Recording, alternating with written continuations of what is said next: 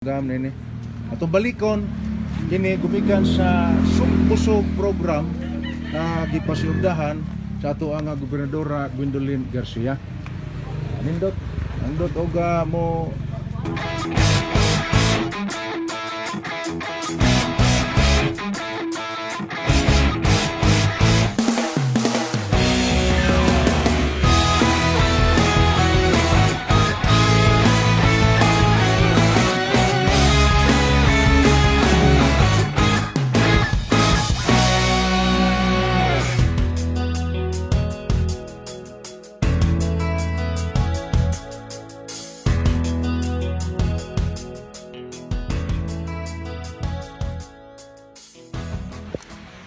Hi guys, welcome to my vlog. Badulito Langgido. Ni ata karon sa Purok Nangka, Barangay Tuyom, Dakbayan sa Karkar, Cebu, Philippines. O niya atong susiho ning gipananom sa tuang mga taga Purok Nangka, kabahin dinhi sa sugbusog program nga gipasigdahan sa tuang gobernadora Gwendolyn Garcia. Atong tan-aw ni unsay man yung mga ilahang gipang tanom.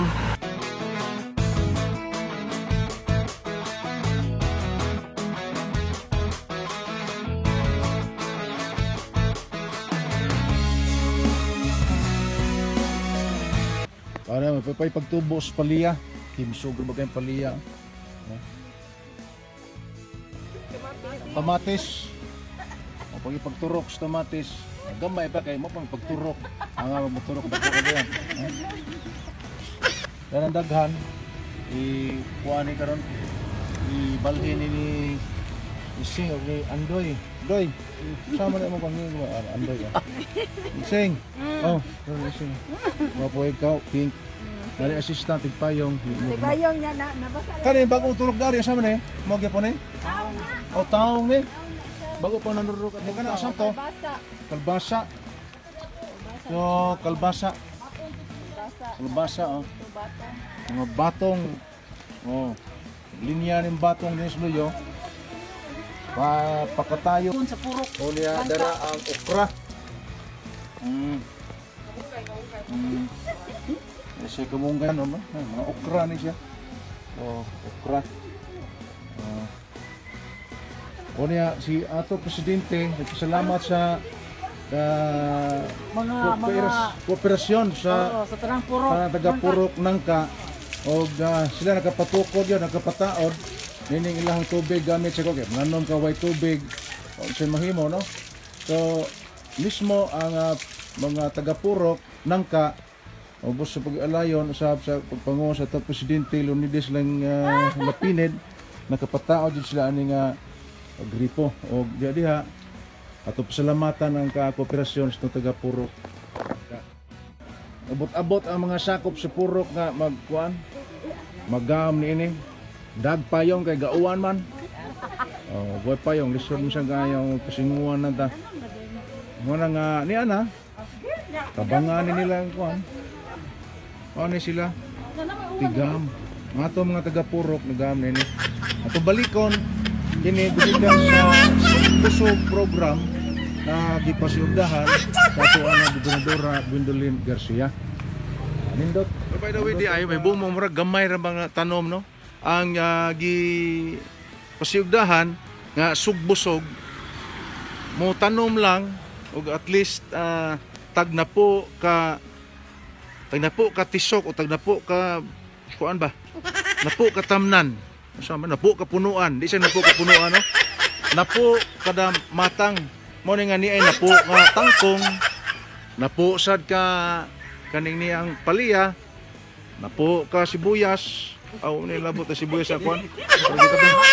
Napo ka tamates.